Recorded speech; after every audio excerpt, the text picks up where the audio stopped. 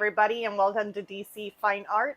Today we're going to be doing an acrylic painting. This will be a two-part. I'm hoping it doesn't jump into a three-part video. I'm hoping for just a two-part. It is going to be a little bit longer, so that's why I'm kind of breaking this up.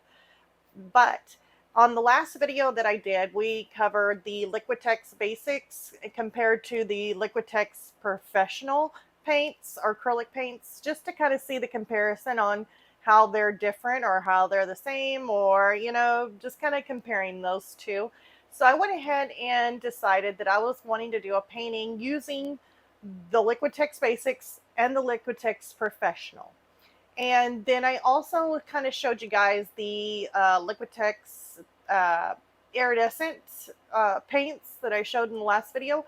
I wanted to go ahead and throw those in and use those also, along with possibly, not for sure yet, I don't know, kind of scared on doing it, but using that molding paste or the Liquitex, the gel, the medium gel. And so I was wanting to go ahead and try those out and just kind of do a little bit of everything with this paint. So this will be definitely a little bit longer on doing this. Now also I am going to be trying out a new canvas board that I got from, I think I ordered it from Blix. I think, yeah, don't quote me on that, but I think I ordered it from Blix. And it came in a 3-pack. So I went ahead and wanted to try them. I actually ordered 2 of them since they were very reasonably priced. So I was like, okay, I'm going to go ahead and order them. But it's the metallic gold canvas boards from Fredericks. So they're made by Fredericks. And I have a little bit of something to show you about these and to tell you about these as I'm using them. I was a little bit surprised about them. So let's go ahead and jump right into the video, and let's start off with doing the background of this painting.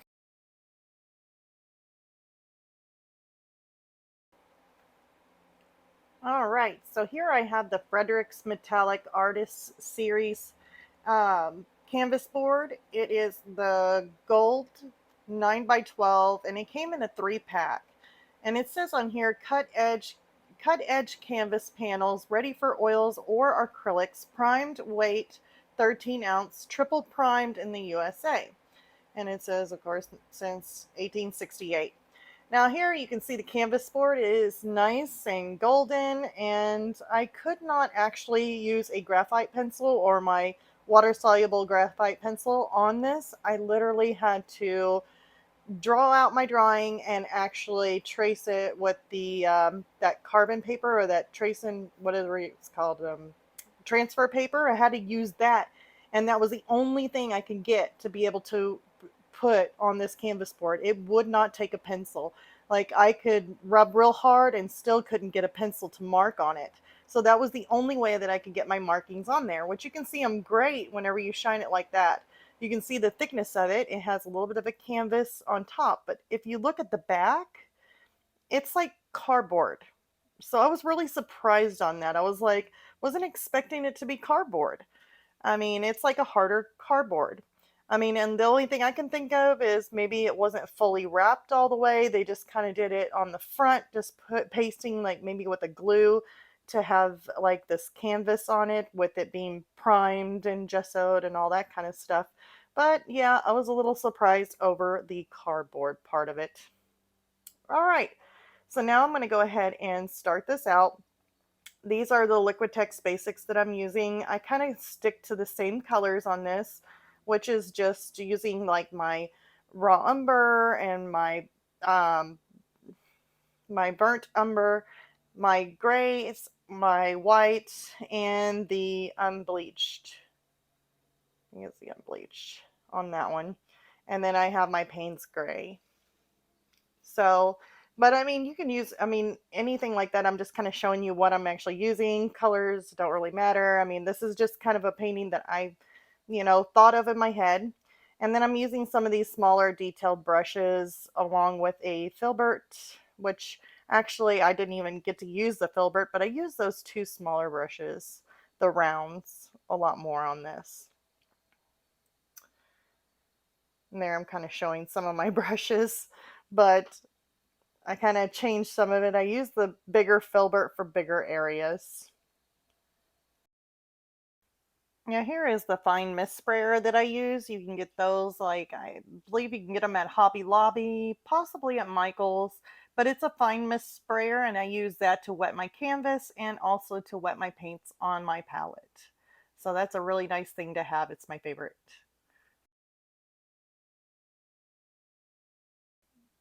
Now I'm just jumping into the painting. I've got some of my paints that I mixed up using some of my burnt um, let's see here, gotta get the name right, burnt umber and my raw umber, using some of that titanium white, but I'm kind of mixing them up, just kind of making my own uh, colors. There wasn't really no rhyme or reason to it, just kind of looked at a reference photo where I had a lot of that, that concrete brick kind of look to it, the stone that they used. And so I just kind of matched something that was similar to it, but it didn't have to be exact. So now I'm just kind of picking it up because it was really close to the bottom of my board there that I had it sitting on. And so I'm just going to go over this. Now it does darken just a little bit whenever it dries, so I do know that. I do add water to it to kind of loosen it up a little bit so it's more easier to spread out over the canvas. Now, as you can tell, once it does dry, or we actually get this whole thing completed on the background with doing these layers, I will have to go over it again. So it is a thinner paint, and it definitely needs to be layered. Unless you want that kind of see-through effect on it, I really didn't want that on here because this here was just the background. I didn't want it to be gold in the back. So I'm just kind of slowly going around my outline that I have there.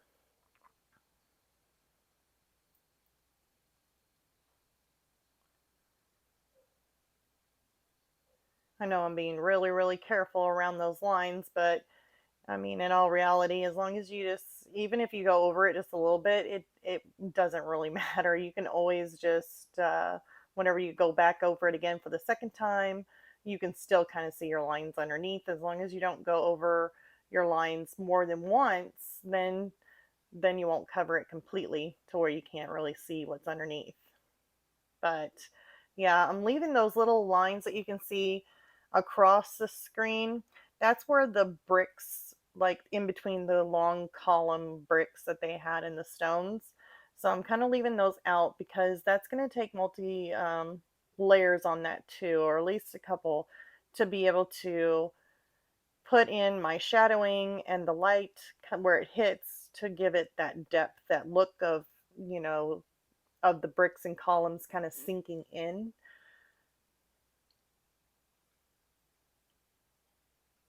So here I'm just kind of lightly going around the edge of this. I guess it's like King Tut's, like, I don't know what they call it. I really don't. It's like a golden King Tut's, like, I don't know. I wouldn't say mask. It's kind of like little pharaoh's thing. I don't know. I know I'm not really good at my history, I guess. Really need to be, though. It's very, very interesting. So here I'm just going to take it easy, just going around my lines, at least the edge of that. And I'm leaving the center blank because I will go back to those lines, those little grooves in where the concrete is. But until I get this fully covered in a first layer, then I'll have to go back over again. So let me go ahead and speed this up a little bit so that way it doesn't take forever, but it's the same kind of thing. I'm just going to go over it, each and every column the same way.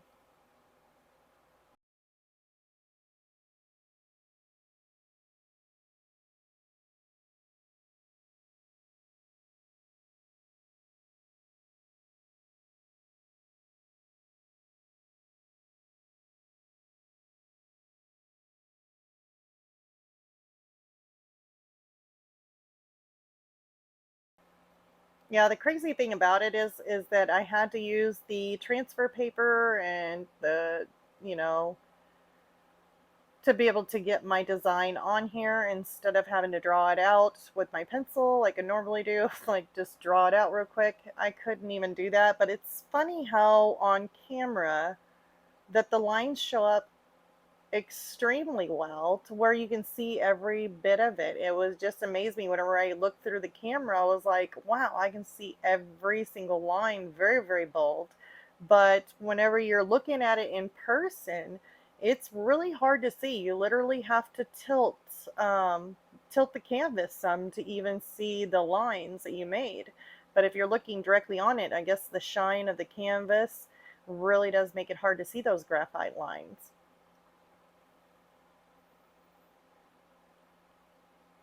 Now here you can kind of tell whenever I'm like working on it, you can see how light it is whenever I'm first painting it on. And then if you can see for the little bit further back, it's kind of got a little bit of a drying. It kind of darkens a little bit.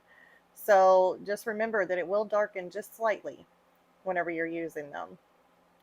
So when they're wet, they're a little bit lighter.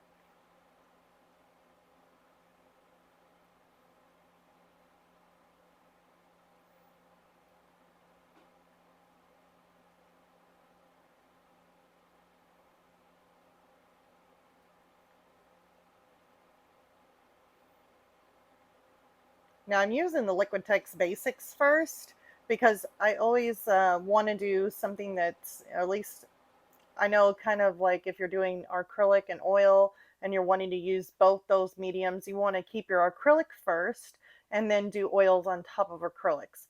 You don't want it the other way around because if it does, it will start cracking on top.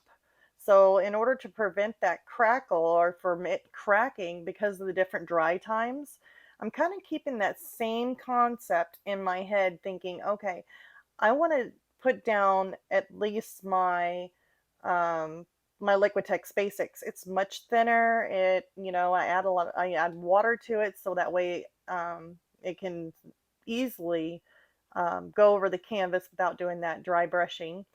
So if I were to do anything different, I would have to make sure that the Liquitex Professional would have to be completely dry before going on top of it with like a Liquitex Basics. But just to play it safe, I would probably do Liquitex Basics if you wanted to use both, and the Liquitex Professional on top. Kind of like the same thing over Fat over Lean when it comes to that concept, just to make sure we don't have no issues with dry time and no crackling or anything like that in the future. So here I'm going over it for a second time, and I'm using that mop brush to kind of smooth out my brush strokes.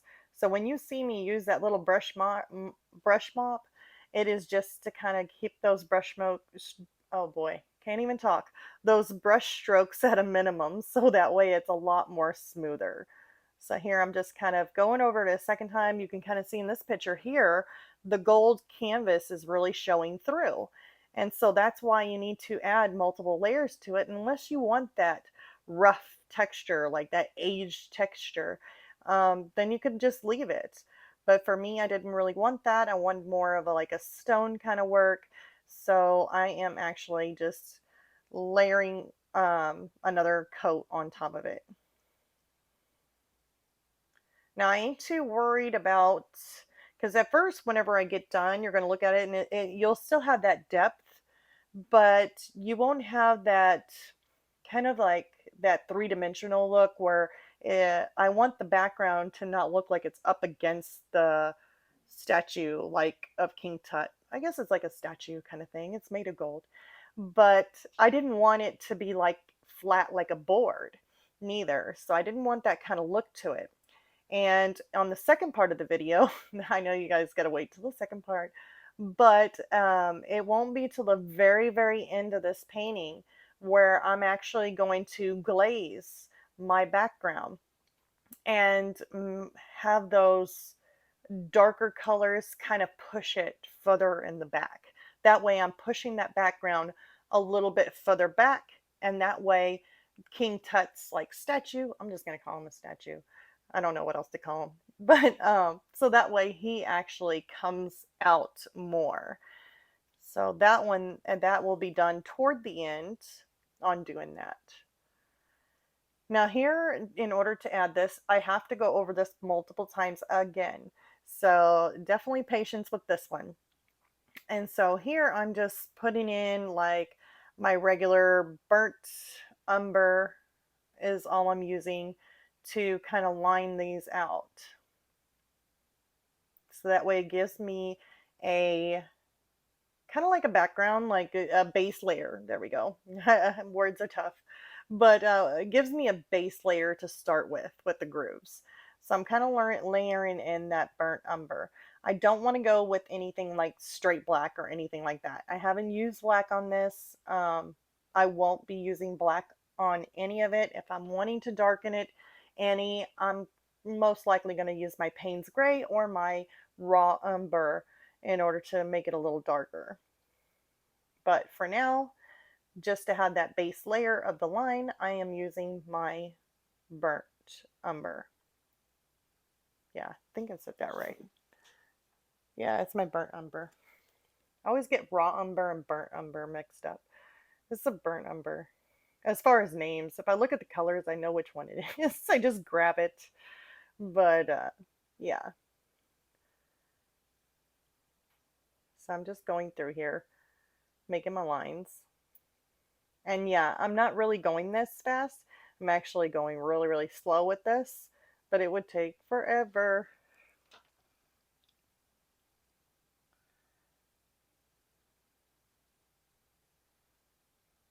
And I know my lines aren't perfect right now, but that's perfectly fine. I will be able to fine tune it with a ruler once I get through making these lines. So I'm going back over it for a second time. But for now, yeah.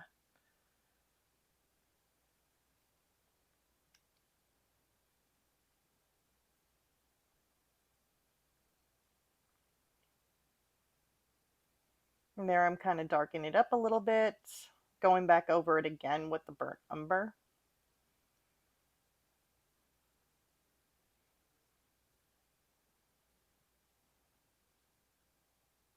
And that's another thing too, is that the wall is old and you're not going to have perfect by a ruler lines of a brick column wall. It is going to be a little rough. You're going to have just some unevenness to it. It's going to happen with age. It's going to happen just because, it is not perfect.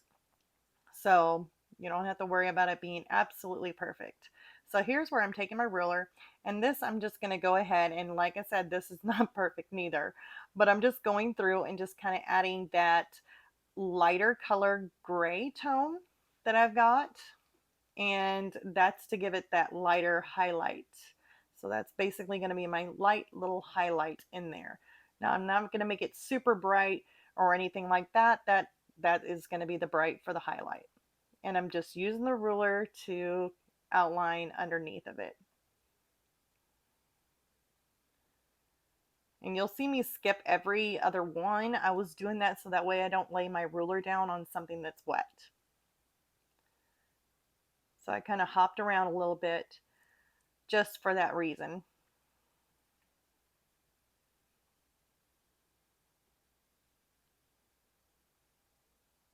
And yeah, it's going to look a little thicker right now, but that's perfectly fine because I can go back in there and I can finalize everything toward the end.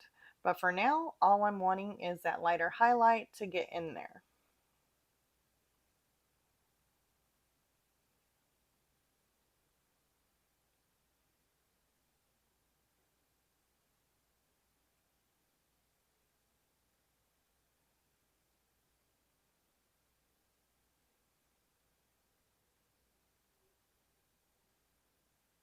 And see, I didn't draw in my hieroglyphics or anything like that.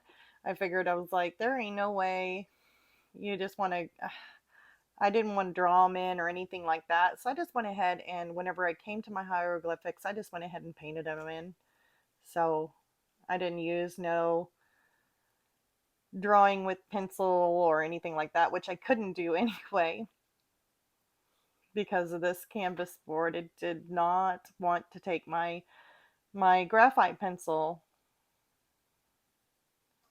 I bet you it probably would take it after you have a layer of paint on it. It just seemed a little slick on um, that metallic primer or whatever they put on it. It's just really slick. So it doesn't have a lot of like more of a matte feel to it, you know, like that dry matte kind of feel. It almost feels like a glossed over kind of feel. So it feels very different.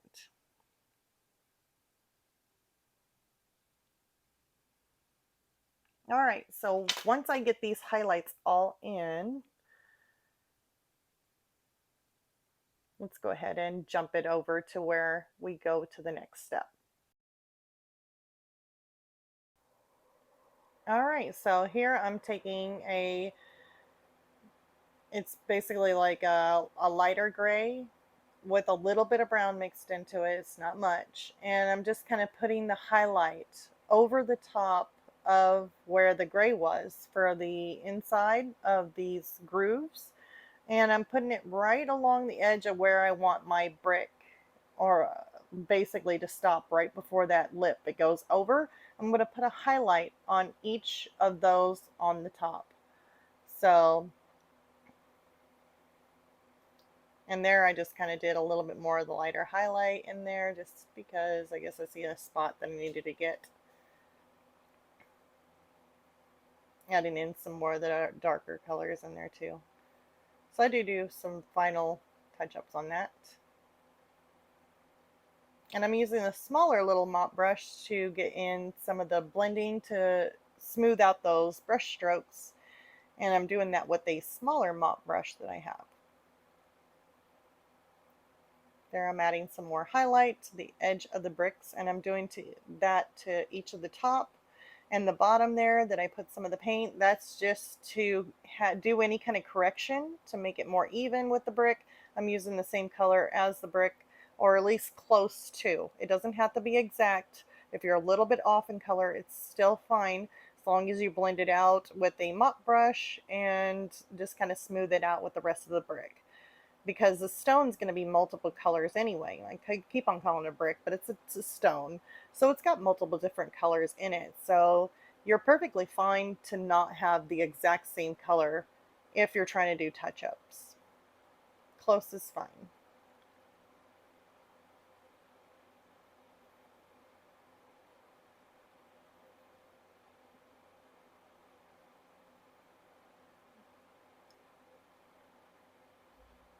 So here I was just going ahead and smoothing it out, evening out those stones a little bit more.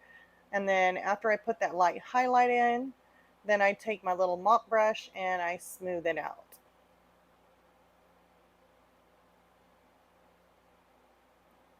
Well, here's kind of like a real time without the speed mode. This is how slow I really work. So I guess it's nice to see just how much time, I take. I don't just go in there and zoom through it. You always see a lot of videos where you really go slow or really speed things up. But for me, yeah. And there's your grooves at the very beginning. See how I got that little three-dimensional look, like looks like it's sunken in. And that's basically what I'll be doing throughout the whole entire piece until I get this. So after we get those lines done, with doing the darker ones, the highlights on the top of the bricks, I'm going to start putting in my hieroglyphics. That's a really hard one for me to say again. So with these, I'm going to take a ruler just so that way I kind of get an idea of how, I guess, much of the top of the brick and the bottom of the brick I want to go with, and where the letters are going to be, or the symbols are going to be in the middle. Now I did have a reference photo for these symbols, so that way I kind of had an idea of some hieroglyphics and how they look, but I did get mentioned by my other half, my husband, that, you know, what if somebody reads the hieroglyphics? Do I know what it says? And I said, no, I don't know what it says. He goes, well, then how do you know what you're putting down and what it says? And I thought about it. I was like, well, that's a good idea. Since I don't know how to read hieroglyphics, another hard one. I decided to kind of mix match them. So I just kind of put them in different places, just put them all over the place in different areas. I doubled them up. I started throwing in my own little symbols or little circles and stuff just to kind of throw things off a little bit, so that way I didn't really want it to make any sense, because if I don't know how to read it, then I would really hate it if it said something that maybe I shouldn't be posting. So yeah, I try to make it to where it made no sense at all. But yeah, I went ahead and measured this out, and once I get the right measurement of where I want it, then I'm going to put a little mark right on my board. It's going to be right outside. It's not actually going to be on the painting. And then I'm going to go over to the other side. I'm going to make a little mark of where I want it. If I hold the ruler correctly, I'll figure it out.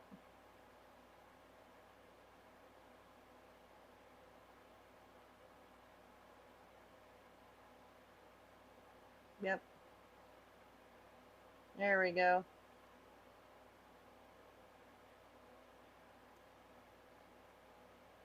So now I'm just making my little mark on the outside of the board. And then I'm going to take some of my acid-free tape, my pH neutral acid-free tape, and I will go ahead and lay a piece of tape across it. If I can ever get it off.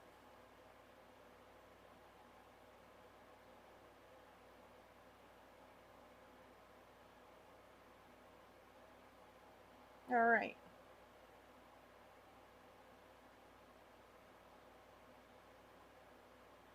And like I said, it doesn't have to be perfect, but close is about as good as I'm going to get it.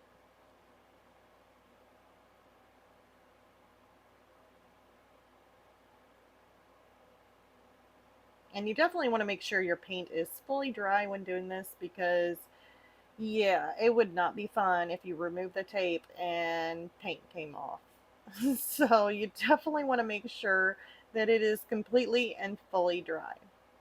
So here I'm doing my measurement again on the outside, just kind of marking it on the board right beside it. And then I'm going to go over the other side and I'm going to do the same thing.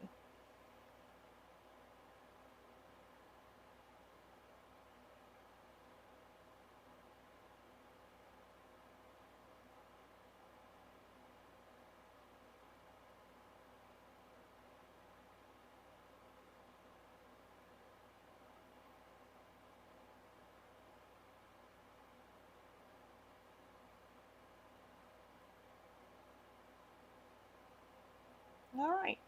So now I got where I want to stay in between. So as long as I'm in between those tape, I should be good.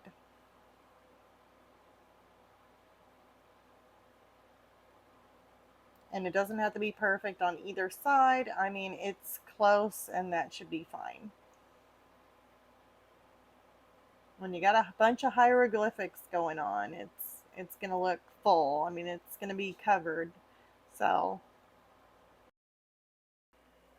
now here I'm taking it's a Masterson's Touch script liner. It is a Taklon brush to draw out my hieroglyphics, and yeah, I'm just gonna draw them out or paint them in. I don't know why I say draw them out, but I'm painting them in. And this is going to be also, like I said, like doing a base layer. So I'm going to use kind of a mid-tone between the colors, between lights and darks. The darks are going to be the shadow within those letters or those hieroglyphics. And then the lighter tone is just kind of where the sun or the light would hit it on the inner part where it's like hollowed out. So yeah, I'm just kind of going over it with the mid-tone part first.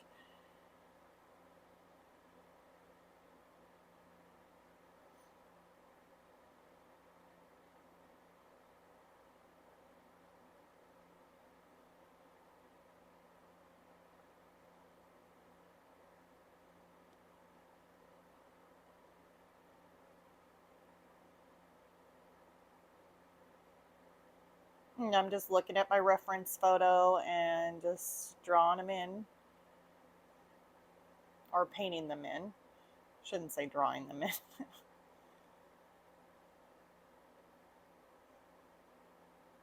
And I'll go through and do each hieroglyphic first all the way across. And once I get to the end, then the first letter should be already dry to where I can go back over it with my darker tones, like the shadow, so that I can see within that hieroglyphic from the reference photo. And I'll make my way across with the shadowing, and then after that I will go through with the highlights.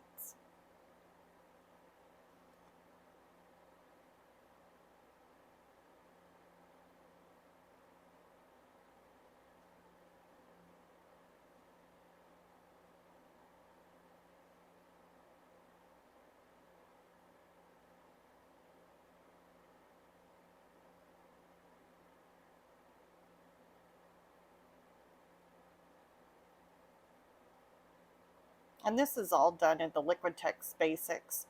Like I said, I'm just doing this at the very beginning with the Liquitex Basics, and then whenever we jump on over to the second video that I'll have, and hopefully it'll be posted on Thursdays, there could be a time, I don't know how it's going to go next week. I could end up being a day late, but I'm really hoping to get that on time for you guys. Not for sure if it's going to go into a 3-part video. Like I said, it's all just going to depend on how much I get, like detail wise, I really want to put into this sculpture or statue of King Tut. I'm going to use my iridescence and use it on him, and then I might add in like the texture stuff from Liquitex. So it's all just going to depend on if I go that elaborate with it. It may take another third video to do that. But once it comes down to the end, I will end up doing a glaze over the background and pushing that background further back. So there's going to be multi things that I'm actually going to be doing in this painting, which is also fun, but also I've never done it before as far as doing the iridescent stuff, and I haven't really used that before. And the I mean, I tried it one time just to kind of see on a white piece of paper, and then I kind of put every texture down on it. But yeah, I may just go ahead and do that again just to make sure to get the right texture that I'm wanting from those mediums. So a lot of fun stuff to come.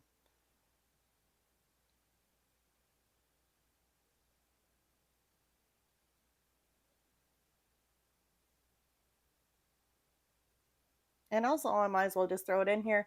If you guys, any of you guys are new to my channel, please hit the like and subscribe. That helps me out so much. And I appreciate each and every one of you for being here and who's already been here before. I appreciate every little bit of you guys. So definitely hitting the like definitely does help.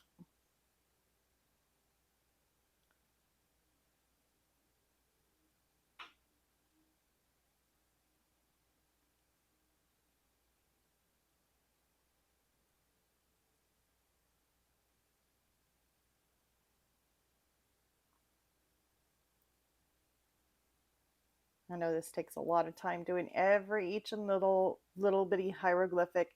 And it's gonna look, kind of funny at first whenever you're first doing it. But once it all comes together, it really does come together nicely. So, yeah, it's kind of cool on how this works. I decided in my Facebook group, I've got the link below, but I also have a another page, and I'm still kind of new to the whole text stuff, so still learning on that quite a bit. But I've actually started a group to where anybody can post their works of art or work in progress kind of stuff. They can post that over on my art group that I have. And sometimes I'll throw out things that I'll be doing for the month or works in progress, like kind of like what I'm doing right now, and showing you guys, some of the steps that I'm doing along the way before the video actually comes out. So you kind of get little sneak peeks on maybe what I'm doing, a work in progress kind of picture, or even ideas. Like this month, I decided that it was going to be Egyptian month. So I was going to be doing anything like kind of like an Egyptian theme month. So yeah, the next painting that I'm going to have is going to be, of course, more toward the Egyptian stuff, but it's going to be a totally different medium. So that will be a surprise for you guys after this one gets through.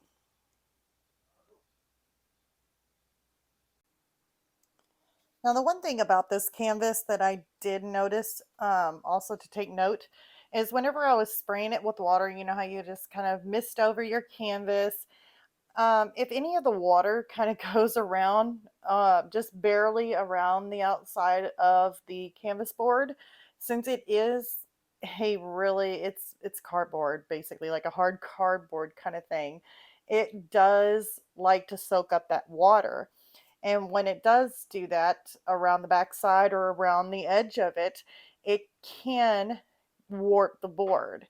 So you have to be very, very careful with the water, and then also on how you hold the board or making sure that it's on a flat surface so that way it doesn't warp. So wasn't too happy with this canvas. Would say for the price that I paid for it, it was a reasonable price. Um, so you kind of, I guess you kind of get what you pay for, but still, I was expecting something to be a little bit more sturdier, a little bit more solid than this. It did start to want to bend or get soft. So I didn't care for that too much at all. But I mean, as long as I'm careful with it, and as long as you're aware of that too. I mean, if you weren't aware of it and then you bent it on accident when picking it up and it's kind of soggy a little bit from the water spray, yeah. It doesn't actually absorb the water straight through the front. It's just around the edges and the back side that you have to really worry about. So that's just an extra caution on that.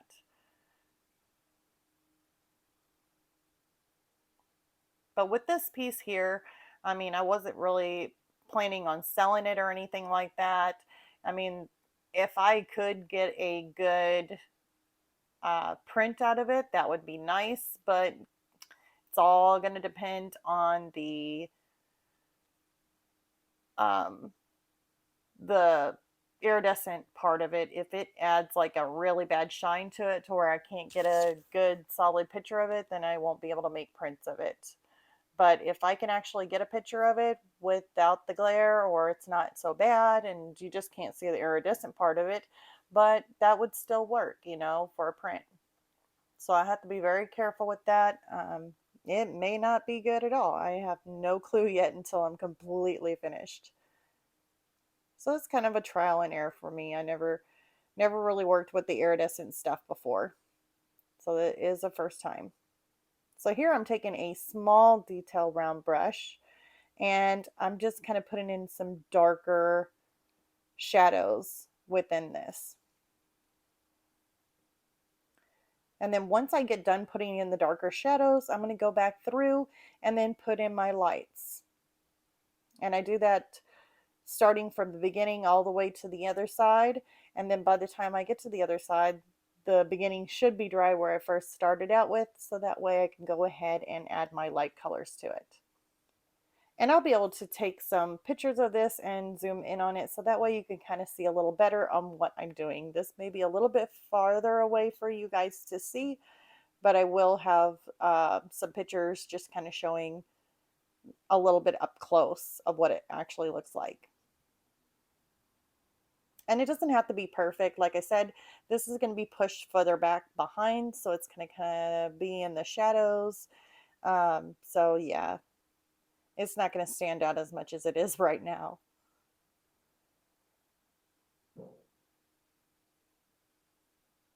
And also, if you're new to my channel, I kind of go over just a little bit about my channel. I kind of go over different things. I kind of do a mixture of different things. So I'm not just testing out different art products and stuff like that. I'm not just doing one solid thing. I'm kind of all over the place, and I do that because I love art. I love creating art. I love creating pieces and works of art. So I kind of go in different ways and different mediums, and I experiment or I create pieces and just show you how I create them. I go over new products maybe that I've never used, or maybe to compare different things. And so I kind of go in kind of different ways. And I do this so that way it keeps things interesting. I know for me, it keeps things interesting. You know, if I just stayed with one solid thing all the time, I don't know. I don't want to get too burnt out on just doing one solid thing. I like to kind of do multiple different things. And with doing that, and even creating mixed media pieces or anything, it just brings so many good ideas out there, and I'm hoping that it brings you guys good ideas, maybe something you might want to do. So I mean, it's just an inspiration kind of thing where I'm just doing different works of art. So yeah, there ain't really no rhyme or reason for it. It's just to have fun creating artwork, having fun experimenting with different products. And yeah, I think it keeps things interesting. It definitely keeps me going and creating and just making your imagination just anything that it can be possible. And that's what's really nice is about having these different mediums. It's just you can use them for so many different things. If you're wanting something to be, you know, with more bold colors or maybe something that has more texture, I mean, the sky's a limit whenever you've got all these different mediums that you can choose from that would be the best fit for what your ideas are, you know, going at towards. So yeah, everything helps, and that's what I love doing is all different types of artwork.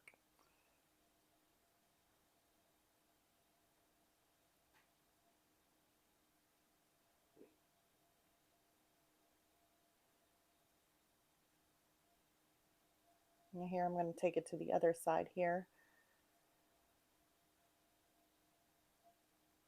putting in those shadows.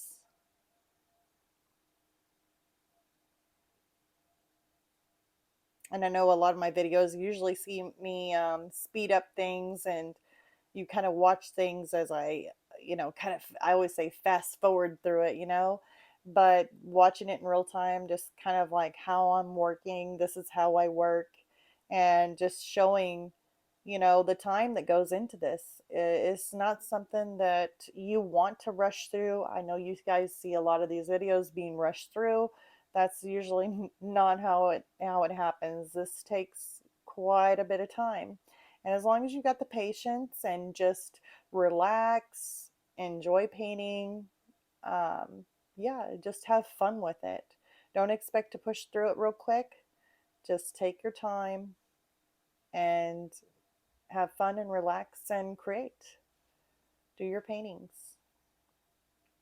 Because that's the one thing that I try not to do is once you do, I mean, even with these hieroglyphics, you know, I have to do so many of them and so many rows, it can get a little bit where you're wanting to go ahead and push through and rush through real quick. And that's what you got to hold yourself back from doing. Otherwise, you tend to get a little bit sloppier.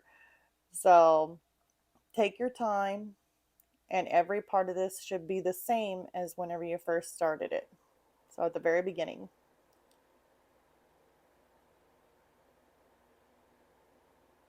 All right, so I got those highlights in. I'm going to go ahead and remove this tape.